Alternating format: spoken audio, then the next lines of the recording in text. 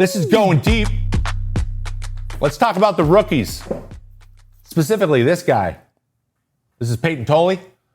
We also have, we're going to talk about Jonah Tong, and we're going to talk about Nolan McClean of the Mets. I want to go a little bit breakdown of these rookie pitchers and their great stuff and what type of guy they are and give you a little primer on whether or not I think that this is, they have an opportunity for sustained success. So, before we jump in, because I would like to do Tolley first, I want to give a shout out to this man for his presser. He said, when they came out to get him, he turned around to everybody and said, hey, I just want to let you guys know that you guys are really cool. And that was one of the best things that I've ever seen. As someone who did not internalize how much joy they had playing game, and was super worried about, I grew up showing emotion a lot to the point where it was embarrassing for me. And also my dad shows emotion and was not very happy when I struggled sometimes and was very not happy when I showed emotion out on the mound. But I definitely we both had that in common. And that became a big part of how I saw the game. And so basically a lot of my effort from when I was basically 11 years old was keeping the emotions in check, really just pushing it down, keeping it in the ball, and just holding it, right? So, or that's the way I learned to do it. Was it the healthiest way? No, but it is the way I learned to do it. So I used to channel that in different ways. But what happened was when I got to the major leagues, that combined with the fact that you see veterans, they go, act like you've been here before. Don't show off. Don't be a showboat. Don't get ahead of your skis. When that happened, I took that to mean keep your emotions bottled up. So what I would do is I'd bottle them up and then I'd use that kind of like energy to pitch. And that's when I got good.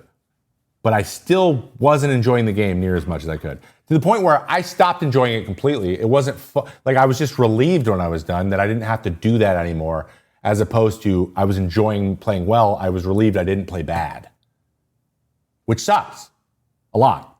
And that didn't really change until my last year playing at all. And that's on me, honestly. This is stuff you can work on. This is all just happening to me. It wasn't done to me. I could have realized and then found a way to work on it at any point. I just didn't.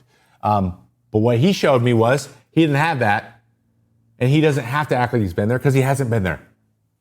And so he's enjoying himself, and that made me I lived vicariously through him. That's sick. And I love that he's having a good time, and I think that there's a very good chance that he's going to play well moving forward because there's a level of comfort there. He was vulnerable with his buddy, it's funny. He said it, and then you see in the video of it, and you can see Trevor's story be like, we are pretty cool, aren't we? Thanks, man. Thanks for the reminder that this is cool. I don't know. Maybe I was projecting, but it looks sick.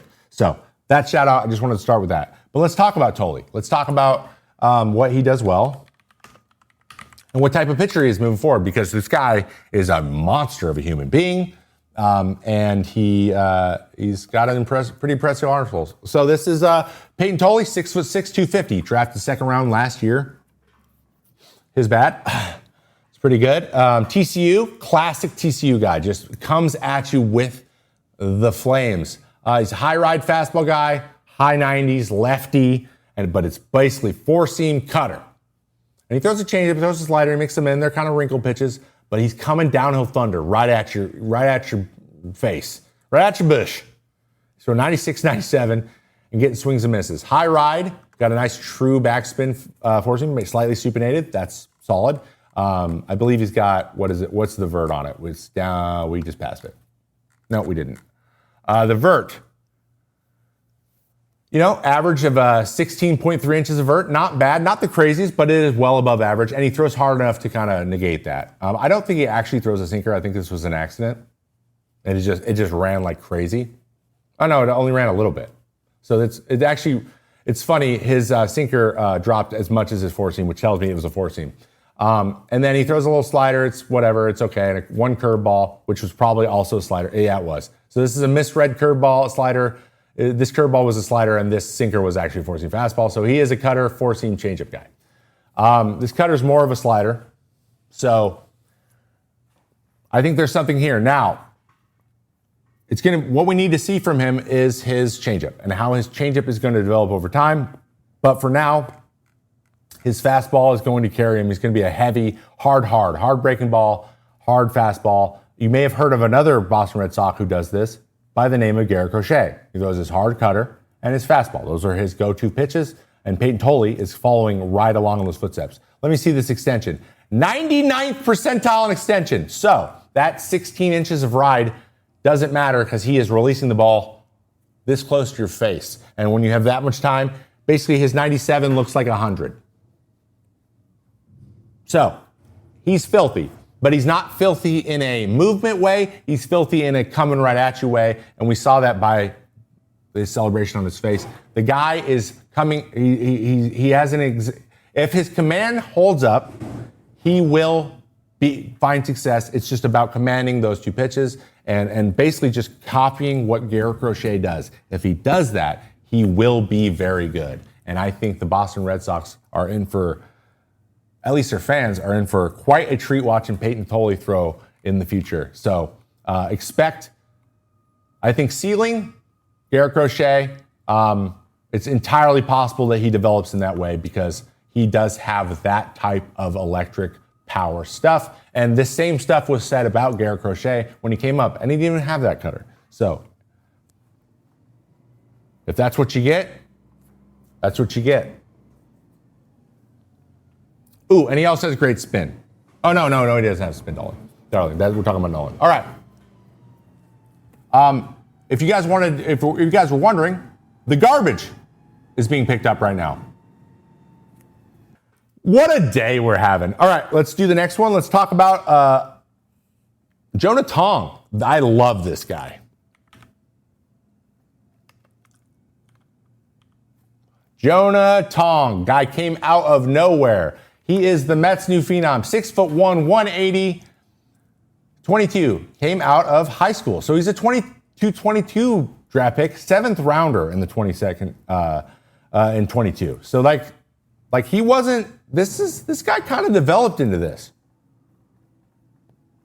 But one thing that's really impressive about him, his extension. He's 92nd percentile in extension as a 6'1" guy. So his average fastball too, he throws very hard, mid-90s, 95 on average. He's only had one start, but he's 95 to 97 is what I've seen him in the minors. One thing he did do in the minors, he struck out over 170 guys in less than 120 innings. FT fam, designer clothes can be expensive, but we want our clothes to look good. We want to feel good. We want them to be affordable. And Kratz, if you tell me that I can wear a t-shirt that looks like it's tailored, but it's not actually tailored and it just comes that way, then sign me up for True Classic. Have to. You got to sign up for it because these shirts are soft, they're thin, they're durable, and they're very versatile. You can wear them to the gym. You can wear them out to a nice dinner. Let's get after it because these shirts are the real deal. They are. Check it out. I've got one of the performance ones. It's a nice blue, fits well. I can go to the gym. I can go out. I can do FT in a shirt like this.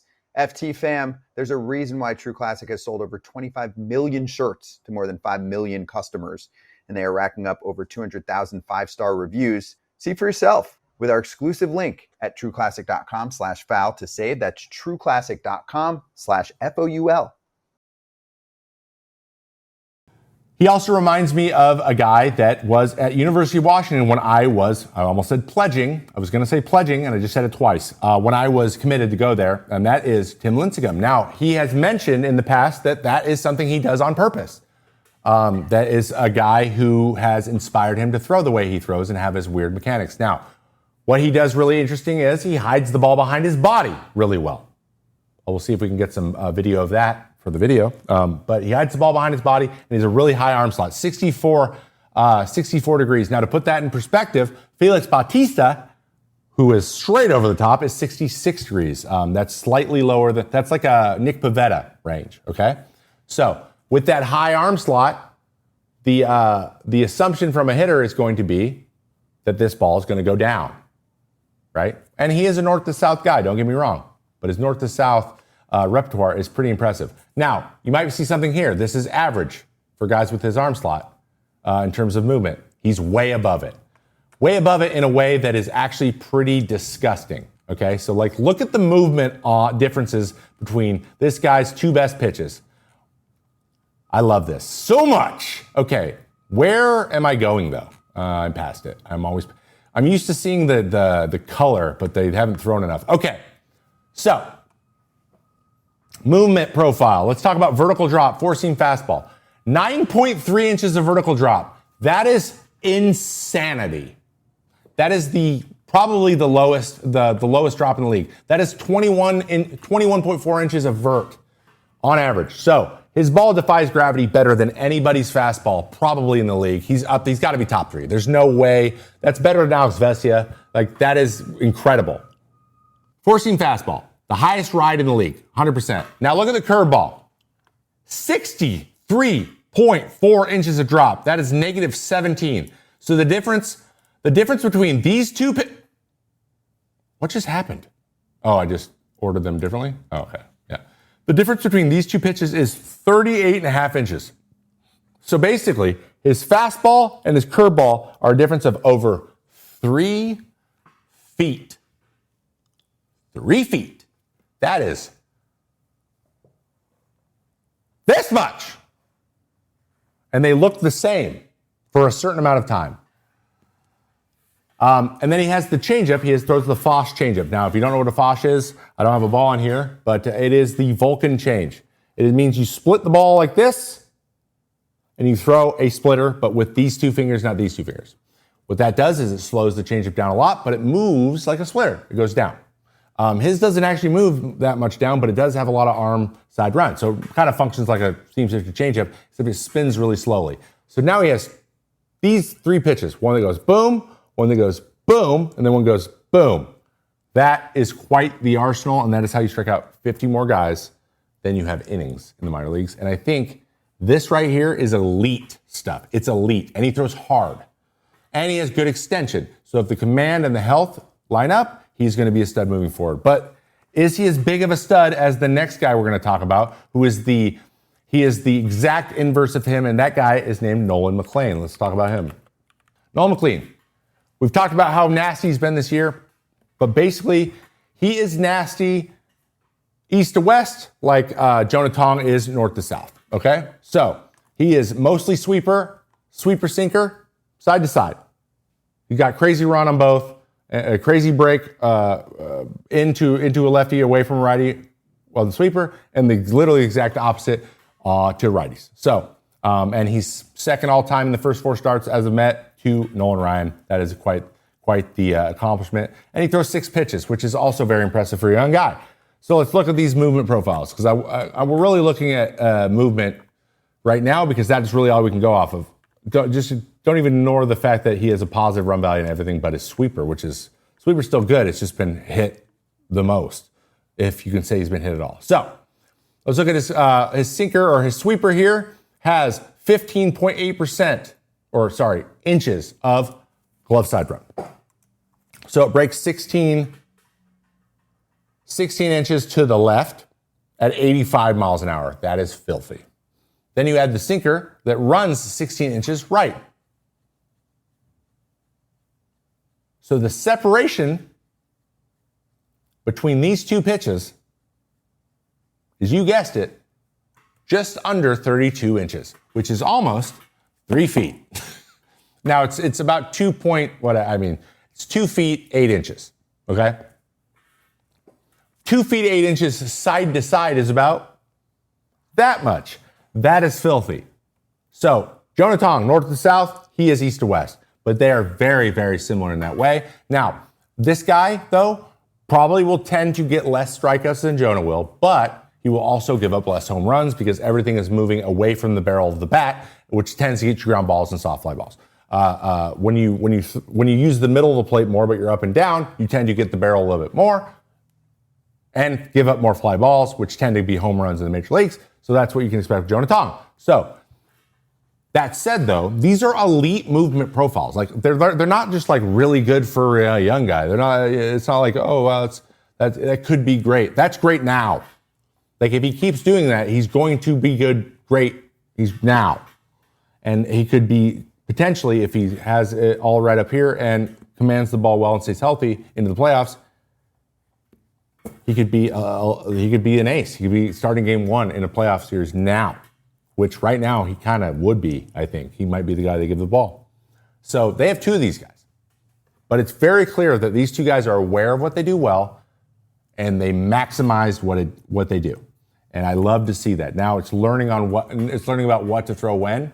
Unfortunately, they have some veteran catchers, and they have a lot of veterans around them to help them learn. So these 3 guys, I think, have had a big impact right out of the gate. There are huge reasons that their teams are having the success that they are having right now.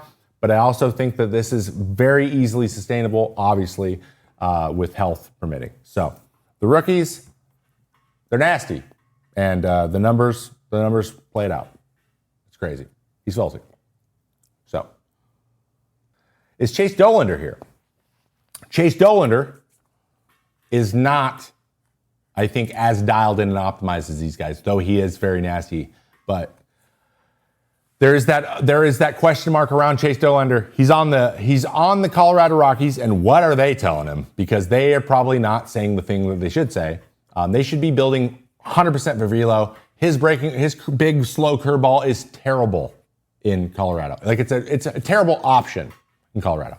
Not saying his curveball's bad, but it's just simply the mechanics of that pitch are not going to work as effectively as they should be in Colorado. It's like one of the worst places to throw a big slow north to south curveball. Is Cade Horton on this level? Potentially. But again, his is more erratic. His stuff's more erratic. But he's got, dude, that guy throws cutters for 4 seams. He's so funky. He's like, he's got like a David Robertson type cut. It is weird. So those 2 guys you mentioned, I think have higher ceilings. These 2 are more polished than them.